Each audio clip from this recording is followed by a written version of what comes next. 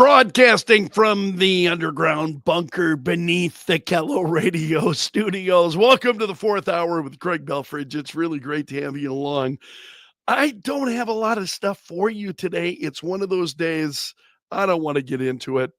The the search for a new producer for the Greg Belfrage show goes on, continues.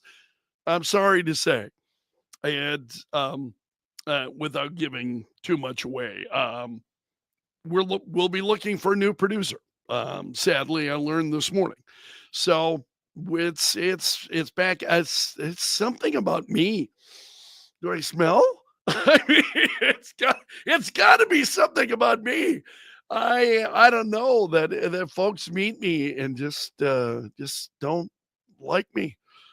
Yeah, no, no, there's something else going on, and so these things happen. So we're hunting for a new producer, unfortunately, again. So you'll hear me talking about it on the air. So I got a little bit sidetracked with some of that this morning. Because I wanted to take care of this and find out what's going on, and that's where we stand. So if you know anybody, please, please. All right, let's take a look at what's going on this morning. We do have some things that are happening that I would love to share with you. Yeah, Denise. Yeah. No. I don't know. I don't know that that's the case. The Kathy's like, who doesn't like me? Yeah, right. My parents, for starters. Well, thank you very much. I appreciate you guys are great. So let's see what's going on. There are a few things that I want to share with you this morning. Let's go to the president's True Social account. The operation is over. The patient lived and is healing. The prognosis is that the patient will be far stronger, better, bigger, and more resilient than ever before. Make America great again. So this is what the president said a few hours ago. The patient lived, the United States economy. And I want to share a portion of this. This is a video, and understanding part of this is meant to be a little bit inspirational. Less than 2 minutes long, and I'll likely stop it as we go here, but this is on the president's True Social account. This is my opinion, American history. It's our declaration of economic independence. My fellow Americans, this is Liberation Day. April 2nd, 2025 will forever be remembered as the day American industry was reborn, the day America's destiny was reclaimed, and the day that we began to make America wealthy again. American Do you think that's going to work? Farmers and skilled craftsmen watched in anguish as foreign leaders have steel workers, auto workers, appealing directly to them. And foreign scavengers Farmers, torn apart our once beautiful American dream. And that's where, as we talk about farmers, I'd be really, really interested. For those of you who are part of the ag community, really appreciate your thoughts on this. The country and its taxpayers have been ripped off for more than 50 years, but it is not going to happen anymore. We are finally putting America first. In a few moments, I will sign a historic executive order instituting reciprocal tariffs on countries throughout the world. And there you go. And the rest of this is pretty much what we have known and have talked about over the course of the last couple of days. But we'll see where it goes. As I said on the air this morning, I just really am trying to take a wait and see attitude. I can afford to do that. I can afford to wait and see. Maybe not afford to wait too long because I have had some car repairs this week that are crushing me, man. Oh, wow. But those are my personal problems. So, so I'll hold on for a little bit here, hoping that, but yeah, I just don't want to overreact. Okay, there was also, let's go to YouTube. Yeah, I want to share this. This is Rand Paul. He was one, he is not a fan of the tariffs. And this is from The Hill. And I want to share, this is not very long, and it's going to repeat once it completes. And so I'll pause it again. But this is Senator Rand Paul. He's one of those who has been very opposed to the tariffs. By hatred, the president, I actually like him. I like him personally. I've played golf with him a dozen times. I have nothing but fond feelings for the president. Doesn't mean I have to always agree. I'm not a disciple. I'm not in a cult or anything. No, but careful. I do appreciate one, that he's taken this message across the country, that he's become president, and I'm for a lot of his stuff. But on tariffs, it's just an economic fallacy that they help us. They will hurt us. And there's a threat of them not only tanking the stock market, but there's a threat of them leading to a recession.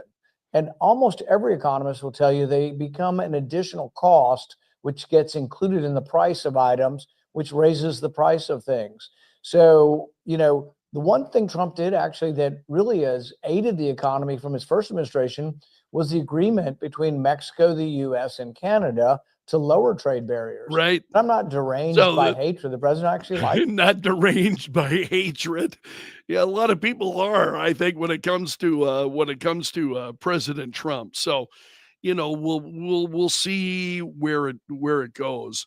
I'm just looking at some of your comments here. I will come back to those. I appreciate your comments. And again, that was the Senator Rand Paul responding. He was on Fox News Channel, I think, this morning on Fox and Friends, I believe. Was he on maybe yesterday afternoon, responding to this?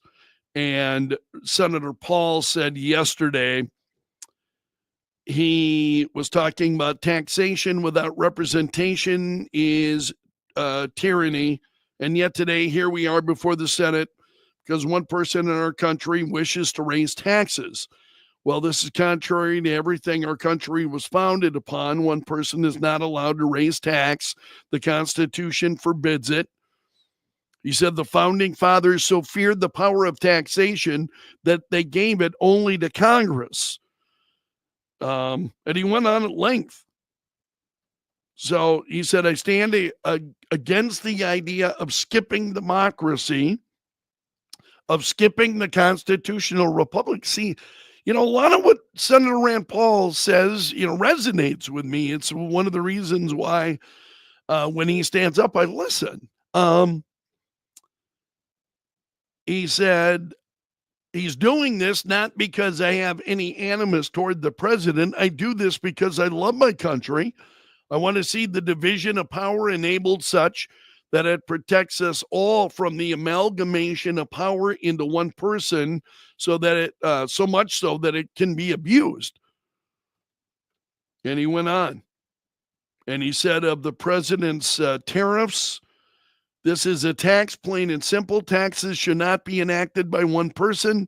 So I will vote today to end the emergency. I will vote today to try to reclaim the power of taxation, the power of the tariff, to where the Constitution designated it should be properly, and that is in Congress. So what he's saying here is the president does not have the constitutional authority, then it's Congress that has the constitutional authority to enact these tariffs. And I understand where he's coming from with this. So even though he's at odds with the president, Senator Rand Paul is one of those people that I'm just going to stop and listen to. The other Republicans who are opposing the president on this, I find that oftentimes they're doing so for their own issues and their own reasons. But Senator Rand Paul is somebody who's really deeply rooted in the Constitution. And I have to say, when he speaks, I do listen. I do pay attention to what he's saying. Let's see what some of you are saying. Robert, I kind of agree with this. Country needs a backbone. Short-term pain for long-term gain. I think that's how many of us are viewing it. Steve says, I'm not ready to join in on the doom and gloom yet. I don't know how it will all shake out, but everything the media has told me would happen because of Trump never happened, so I'll wait and see. What Senator Paul was saying about the stock market, that is, and what's going to happen, and you're seeing some of those things unfold. There have been,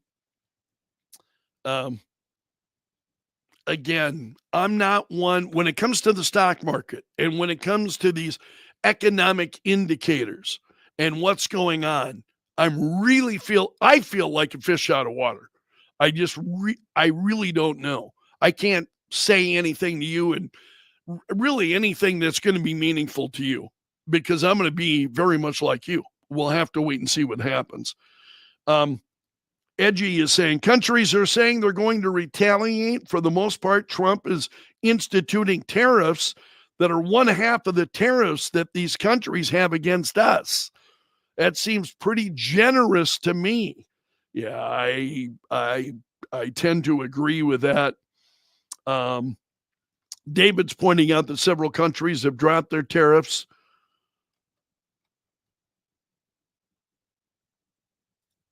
And Wayne, I think it will continue to escalate in retaliatory tariffs. I hope that won't be the case. And it's one of the things that Scott Bessent said, the Secretary of the Treasury, is he's telling other countries it's the high water mark. So this is as bad as it's going to get. So just let's wait this out. Let's see where we go, so on. And I kind of agree with that. That's the advice that I'm often giving to you. Let's just wait. Okay, I know it's bad right now. Let's just wait. Let's take a breath and let's see where we go from here. David also said, people are surprised that we have survived 2 months of Trump. I'm surprised that we survived 4 years of Joe Biden. Yeah, it's pretty crazy. Denise was saying, are you talking about Trump's speech, Denise? I think she is. Watching his speech yesterday on YouTube. I had to stop because it was 9:30. I had to watch Craig. You folks are just way too kind to me. Denise, thank you very much. You guys are absolutely great. The death of Val Kilmer was one of those stories that was trending this morning. We talked about it yesterday. I'm not going to spend a lot of time on it. There is, though, I keep hitting the wrong button. This is from Entertainment Tonight, and it's Val Kilmer with this was the last video that he shot and shared. And here it is. It's him putting on a Batman. I have an answer for us. It's been a while. There he is with the Batman mask, once again putting on the Batman mask, and there have been a lot of tributes to him. I recommended yesterday, if you've not seen the documentary about him called Val, it came out several years ago, and I must have watched it about a year ago, and I was fascinated. I just found him to be a very fascinating character.